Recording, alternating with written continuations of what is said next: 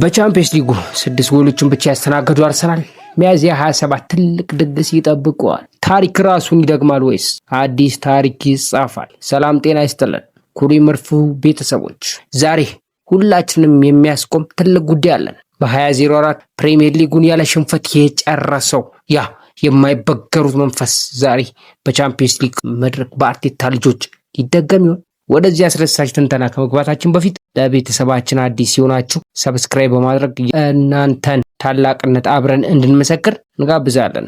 የደወል ምልክቷን በመጫን አጋሪ ሁኑ።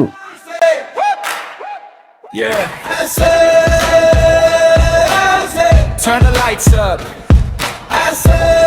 London is red. It's our time now. Let's go. የዘንድሮ አርሰናል ከ2004ቱ የማይበገሩ ቡድን ጋር ያለው ተመሳሳይነት የሚጀምረው ከጀርባ ነው። ሳሊባና ገብርኤል ልክ እንደ ሶል ካምቤልና ኮሎቱሬ ተቀራራቢ መግባባትና የብረት ጥንካሬ ያላቸው፣ በመሃል ሜዳው ደግሞ ዴክላን ራይስ ልክ እንደ ፓትሪክ ቬራ ሜዳውን በማረስ ተጋጣሚውን ተስፋ ያስቆርጣል። አንድ ትልቅ ጥያቄ ግን አለ።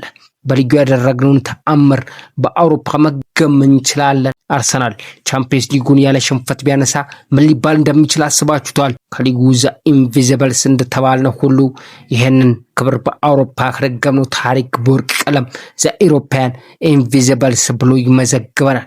ይህ ማለት አርሰናል የማይበገሩ ብቻ ሳይሆን የማይሞቱት ወይም ዘ ኢሞርታልስ ወደ መባል ይሸጋገራል።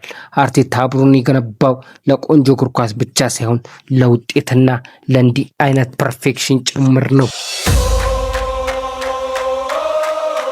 የማይቻለው ማድረግ የለመደው አርሰናል ዛሬም በአውሮፓ ታሪክ ለመስራት ከጫፍ ደርሷል። እናንተስ ምን ትላላችሁ? ይህ ስብስብ ያለ ሽንፈት ቻምፒየንስ ሊጉን አንስቶ የአውሮፓውያን የማይበገሩት መባል ይችላል? ሀሳባችሁን በኮሜንት አጋሩ።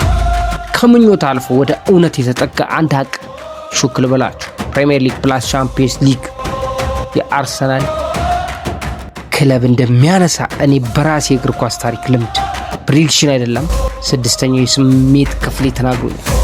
መዝግቡልኝ። እኛ ላይ ጎል ማስቆጠር ምጥ ነው። ታዲያ አጥቂዎቻችን ለአንድና ለሁለት ጎል ላይክ፣ ሼር በተጨማሪ መጨረሻው መዝግቧት። ሰላም ሁሉ ለመድፈኞቹ።